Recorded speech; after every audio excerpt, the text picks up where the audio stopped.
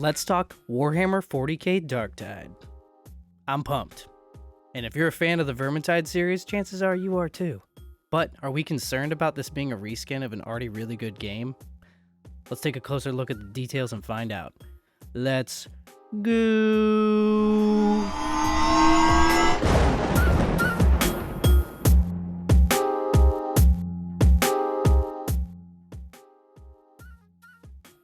Hey, you're still here.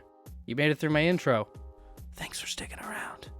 As you can tell, this is a new channel, and it's my first YouTube channel to boot. Basically, I love video games and I love talking about them, so that's what led me to make this channel.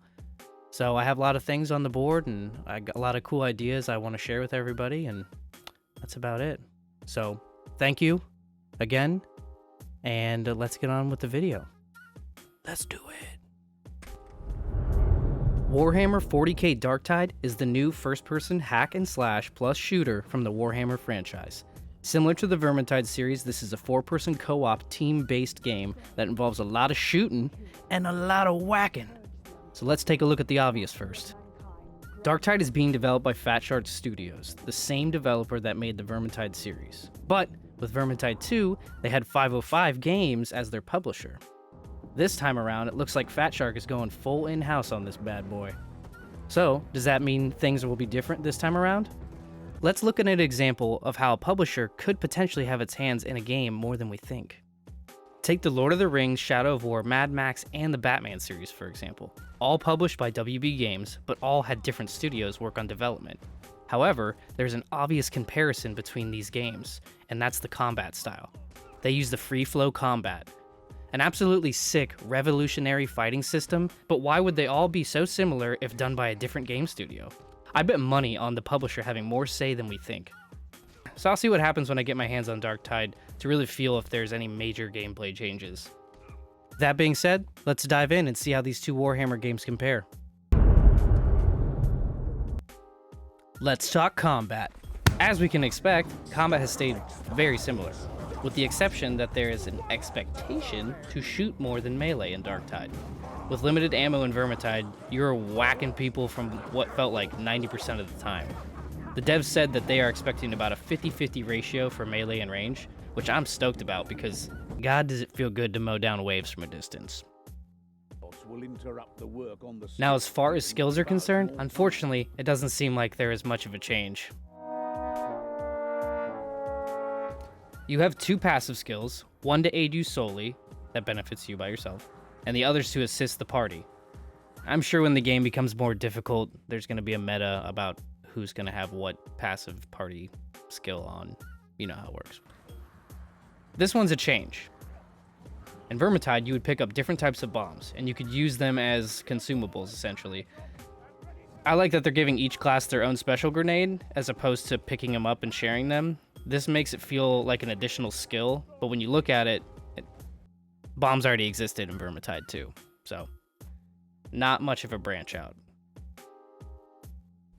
Now, if you don't already know, there are 4 classes to choose from in Darktide. There's the Veteran, it's kind of like a long-range class, medium of the road kind of class. You have the Ogryn, which is the tankier class, kind of rolls up in your face, got a shotgun.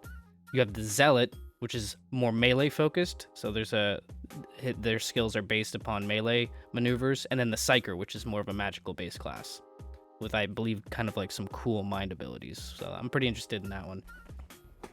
Now, that's one less than Vermintide had. And this is fine for now, as I'm sure they'll probably release an additional class in the future to keep people playing long term, but I don't know if they have a subclass. I'm assuming there is some form of subclass or new skills to unlock when you progress, because in Vermintide you had what were called jobs under each class, and there were 4 per class, each with their own unique passive abilities and active abilities.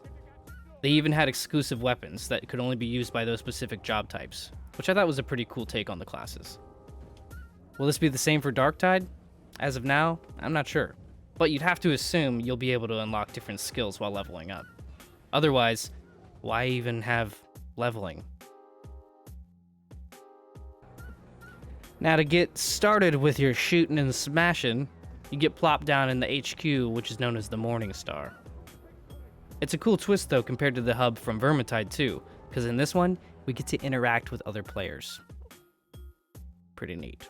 It's kind of similar to Destiny's Tower, if you've ever played Destiny. This is definitely a refreshing change, and one that begs people to get partied up. You can get your missions in here, group up, use vendors, etc., and it's shaping up to be something pretty sweet. Speaking of big changes, there's a couple more things I'd like to note here. We are getting a character creator. I love this for a few reasons.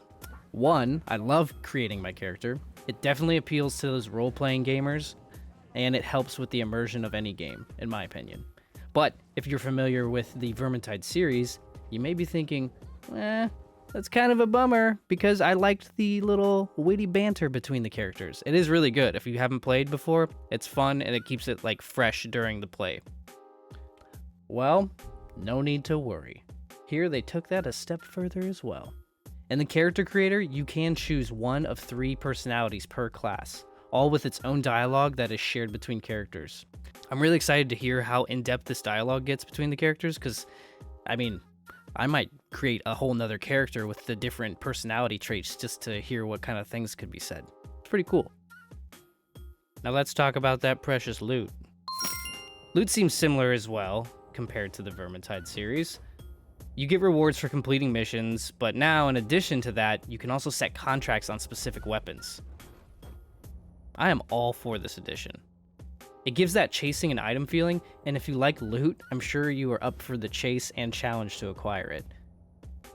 I hope there are contract-specific weapons that make them extra tricky to obtain, so you can throw down some extra flex on your friends and party. Because who doesn't like showing off their sick goods, dude? Now we have to talk about some headaches from Vermintide. I did have some issues with Vermintide that I hope get addressed, and one of them seems to be looking improved. I'm talking about movement. Vermintide feels so locked at one speed that it started to bother me a bit. With how crazy battles get, I'd like to see some more evasive maneuvers to feel like I'm an expert exterminator. The only thing they gave you in Vermintide was this sidestep, and it was kind of clunky, honestly, because you couldn't go straight or back and try to do that maneuver. It would always jump. But in Darktide, it looks like they give you a new slide ability, so you can slide into cover and things like that, because there's going to be more projectiles coming at you than there were in Vermintide. But it definitely seems pretty cool, and it'll help. I think it'll help alleviate the feeling of the lack of movement. Also, I saw in a couple classes that there was some. It looked like they were sprinting, so I'm hoping that's the case for all the characters, but I'm not sure yet. And now for my most hated problem from Vermintide 2. This is an issue I really hope they have a solution for, because it was a big problem for me.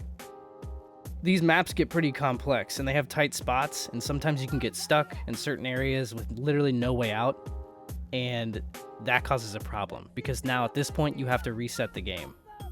And if you reset the game, the problem is you don't retain any experience or anything like that. It's just a bust.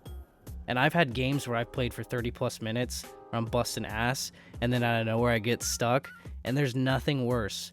It feels like such a waste of time, and I can probably guarantee you I rage quit at those moments. So I really hope that's something that get pulled together. Well, we made it. Let me know in the comments what you guys think about Darktide. Concerns, excitements, anything. I'm up for a discussion. So I will be releasing some more reviews on this game, and that's part of this whole thing of the channel. Is I'm going to start doing game reviews and other news and all that good stuff. So I appreciate you guys sticking around and watching my channel, and if you like this content and hope it gets better, which it will, it's my first one, if you could like and subscribe, that would help me out a lot to get this booming, and I hope to see you next time. Later, taters.